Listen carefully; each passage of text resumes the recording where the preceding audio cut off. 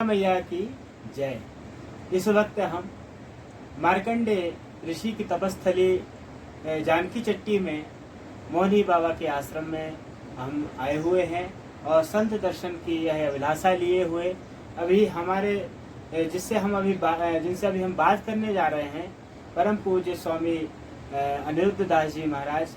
क्योंकि एक ऐतिहासिक जगह है यह, ऐसा मान्यता है कि आज भी यहाँ पर महर्षि मार्कंडे यहाँ क्योंकि उनको वरदान था चारों युगों में वो तब साधना करेंगे, तो ऐसी मान्यताओं को लेकर के भी हम परम पूज्य स्वामी जी महाराज से हम जानेंगे कि आखिर इस स्थान की क्या महत्वता है। आइए स्वामी जी महाराज के पास हम चलते। जय जय सीताराम। सभी सब भगवान और भक्त भगवानों को अनिरुद्ध दास का सप्रेम दंडवत और जय जय सीताराम। पूज्य श्री महाराज जी ने सही कहा, यह मार्कंडे ऋषि जी की तपस्थली है। आप थोड़ा सा ऊपर जाएंगे, यहाँ सप्तऋषि कुंड है, जहाँ से यमुना माई का उद्गम है।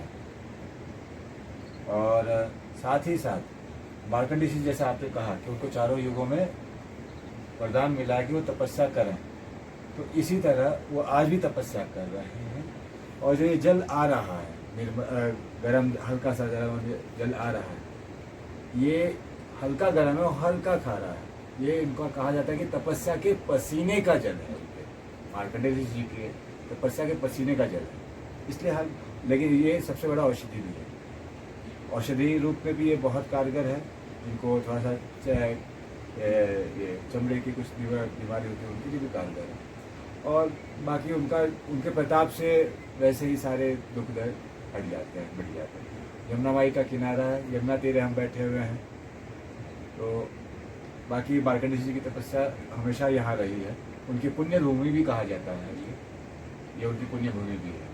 जैसे कपिल मुनि जी की पुण्य भूमि थोड़ा सा इस पहाड़ के पीछे वहाँ भी है, वैसे मार्कंडे जी की पुण्य भूमि भी कहा जाता है।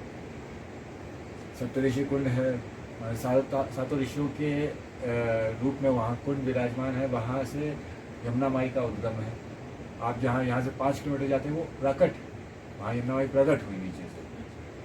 लेकिन जब और उसके 15 किलोमीटर और ऊपर जाएंगे, दामिनी पर्वत के ऊपर कालिंदी, तब आपको सप्तऋषि कुंड के दर्शन होते। तो कहा जाता है कि ये तो देवभूमि में आप बैठे ही हैं, देवता तो यहाँ से विराजमान है। तो श्री ऋषि जी, श्री मार्कंडे ऋषि जी भी यहीं कहीं विराजमान है। यही उसकी महिमा है, इस कुंड की महिमा है। लीजिए बढ़िया है। अब हम चलते हैं महाराज जी के पास। सीताराम। जय जय श्री सीताराम महाराज जी। और आइए, और यह है मार्कंडे भूमि, महर्षि मार्कंडे की तपस्थली। यह चारों तरफ पर्वत है। ऐसी मान्यता है कि यहाँ पर यह पर्वतों श्रृंखला में यहाँ से ऊपर भी कि सप्तऋषि पहाड़ी है, सप्तऋषि एक स्थान है, वहाँ पर 7 ऋषियों ने तपस्या की और आज भी मार्कंडे महाराज यहाँ पर विराजमान है। छोटी सी धारा जो कि यहाँ से बहती हुई हल्का सा पसीने की तरह यह धारा है। इसका जल जब आप पीते हैं तो ऐसा लगता है कि ये पसीना ही है, ऐसा इसका स्वाद भी है। उसमें यह बहती हुई धारा धीरे धीरे धीरे धीरे एक कुंड के रूप में यहाँ पर बन जाती है। यहाँ संतों की तपस्थली भी है, बहुत सारे संत यहाँ पर रहते हैं। तो ऐसे यह धारा पर्वतों से निकल करके यहाँ पर एक कुंड के रूप में आप जब भी आएँ तो यहाँ पर अवश्य आएँ। और वैज्ञानिक दृष्टिकोण से भी यह जल का एक बड़ा महत्व है।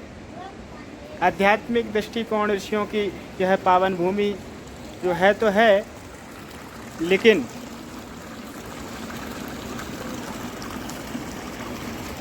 यहाँ पर देखिए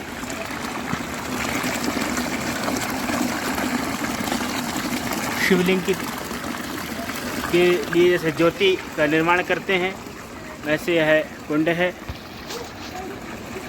और इस कुंड का यह महत्व मैं आपको बताऊं, जटिल से जटिल चर्म रोग भी यहाँ पर स्नान करने से, इसका जल का पान करने से ठीक हो जाते हैं। यह जानकी चट्टी स्थान है, मौनी बाबा का आश्रम। ये बड़े सिद्ध पुरुष, सिद्ध महात्मा। कोई बूंद अगर आपके जीवा में लग जाए तो बिल्कुल वैसा ही इसका स्वाद है इस जल का।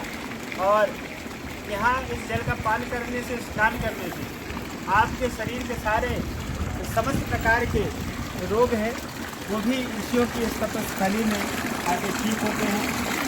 तो आप कभी भी यमुनोत्री यात्रा में अगर आते हैं तो इस स्थान में अवश्य आएँ और यहाँ पर स्नान करें, जल का पान करें। माँ कालिंदी, माँ यमुना के पावन तट पे ही यह स्थान है, मौनी बाबा का आश्रम।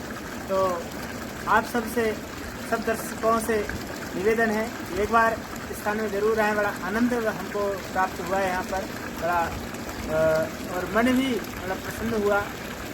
जो कि हमारे अनिरुद्ध दास जी महाराज जो हैं उनसे भी मिलकर के बड़ा आनंद हुआ। ऋषियों से मिलकर के वैसे ही आनंद होता है। तो आप भी आएँ और संतों की यहाँ सेवा करें और अपने जीवन को धन्य करें, पुण्यशाली बनाएं। जय यमुना मैया।